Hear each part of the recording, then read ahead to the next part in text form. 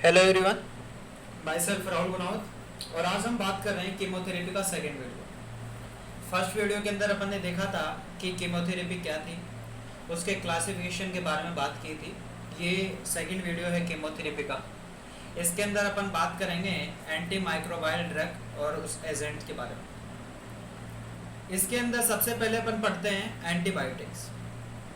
Antibiotic नाम से पता चल रहा है, एंटी का मतलब होता है अगेंस्ट और बायोटिक का मतलब होता है बैक्टीरिया, मतलब बैक्टीरिया के अगेंस्ट में। अब इसमें अगर बात की जाए, this are the substance which are used to kill और inhibit the growth of bacteria and dried from a microorganism. Antibiotic की ये डेफिनेशन। तो एंटीबायोटिक जनरली होता क्या है कि ये एक वो सब्सटेंस हैं जो कोई भी किसी भी तरह के बैक्टीरिया है उसकी ग्रोथ को इनहिबिट कर दे, रोक दे, या फिर उसकी जो ग्रोथ है उसको किल कर दे। करेक्ट। तो और ये कहाँ से एंटीबायोटिक हैं? ये माइक्रो ऑर्गेनिज्म से ड्राइड होते हैं। तो सबसे पहले तो जो ये माइक्रो ऑर्गेनिज्म है से ड्राइड होते हैं, उसके बाद में जाके ये एंटीबायोटिक में कन्वर्ट होते हैं। करेक्ट। अब जनरली पहले मैंने पिछले वीडियो के अंदर मैंने बताया था कि कुछ टर्म है इनकी ज़रूरत पड़ती है, इसलिए अपन पढ़ते हैं। वहाँ पे पढ़ा था अपन ने कि जो एंटी माइक्रोबियल ड्रग्स था ये फर्दर क्लासीफाई था दो तरह के, एक माइक्रो बाइसाइडल्स और एक माइक्रो बायोस्टेटिक्स। वहाँ पे जो साइडल्स की अगर बात की जाए उसका मतलब था किल। उसी प्रकार यहाँ पे भी जो बायोटिक्स है इसको एंटीबायोटिक भी बोल सकते हैं और बैक्टीरियोसाइडल भी बोल सकते हैं। जिस तरह से वहाँ पे माइक्रो बाइसाइडल्स को बैक्टीरियोसाइडल भी बोला था, उसी प्रकार यहाँ पे एंटीबायोटिक्स को एक बैक्टीरियोसाइडल भी बोल सकते हैं, क्योंकि ये बैक्टीरिया को किल भी कर सकता है और बैक्टीरिया की जो ग्रोथ है उसको इनहिबिट रोक भी देता है। करेक्ट। उसके बाद में जो एंटीबायोटिक हैं, ये एंटीबायोटिक शब्द के अंदर बहुत ही दम है यार। इसने अगर दुनिया की अगर बात की जाए, यूनिवर्स की अगर बात की जाए, तो यूनिवर्स के अंदर बहुत सारी तरह की जो लाइफ है उनको इसने एंटीबायोटिक ने सेव किया है यार।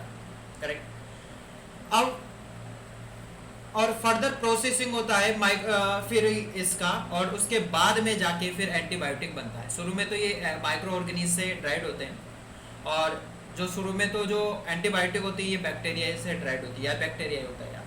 बाद में जाके वो एक बहुत सारे प्रोसेस होता है, प्रोसेस के बाद में वो एक तरह का एंटीबायोटिक में कन्वर्ट होती है, और वो बाद में जाके एक natural synthetic semi synthetic antibiotic बनते हैं। अब सबसे पहले हैं कि इफेक्टिवनेस की रेंज के बेसिस पे ये दो तरह से होता है एंटीबायोटिक, एक नैरो स्पेक्ट्रम एंटीबायोटिक और एक होता है ब्रॉड स्पेक्ट्रम एंटीबायोटिक।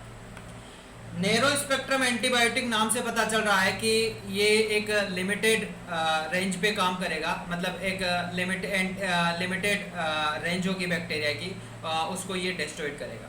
करेक्ट। तो ये डिस्ट्रॉयड करता है कि लिमिटेड रेंज ऑफ बैक्टीरिया पे, और ये ओनली ग्राम पॉजिटिव या ग्राम नेगेटिव बैक्टीरिया को ही ये करता है, उसको ही इनहिबिट करता है, उसको ही डिस्ट्रॉय करता है। एग्जाम्पल है इसका पेनिसिलिन जी।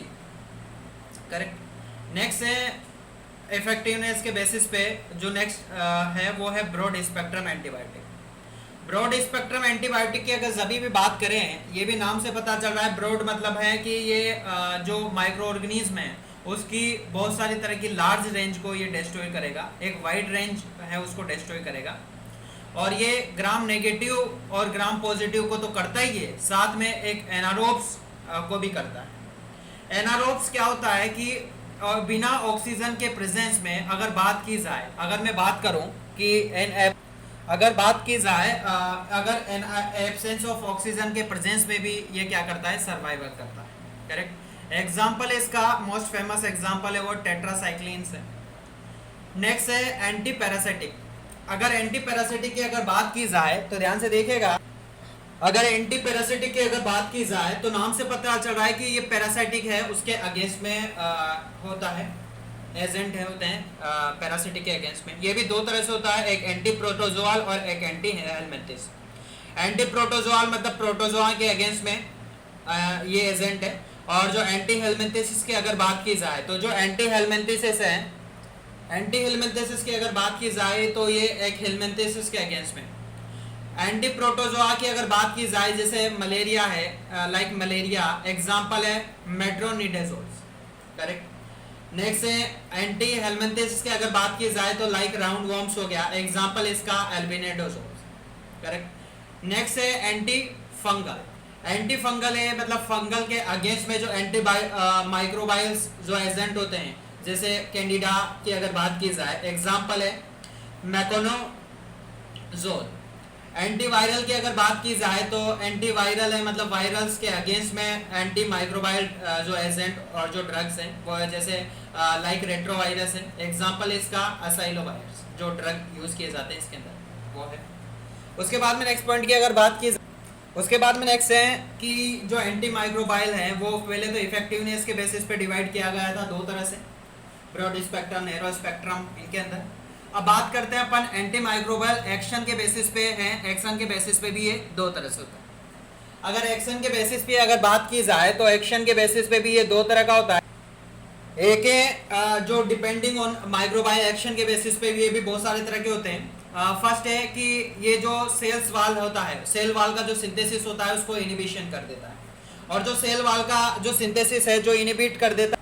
नेक्स्ट है जो सेल वाल का सिंथेसिस है वो इनिबिशन कर देता है, एग्जाम्पल है पेनिसिलिन और सेफेलोस्पोरिन और एक्सेट्रा। नेक्स्ट पॉइंट की अगर बात की जाए तो नेक्स्ट पॉइंट है कि जो एजेंट जो इनिबिट करते हैं डीएनए गायरेज को, मतलब कुछ डीएनए या फिर जेनेटिक मटेरियल है उसके उसमें इंटरफेरेंस करते हैं, तो अल्टीमेटली तो जो बैक्टीरिया या फिर कोई माइक्रो ऑर्गेनिज्म है वह डाई हो जाता है और या फिर उसकी ग्रोथ है वो इनिबिट हो जाती है, तो उसको डीएनए गायरेज को इनिबिट करता है।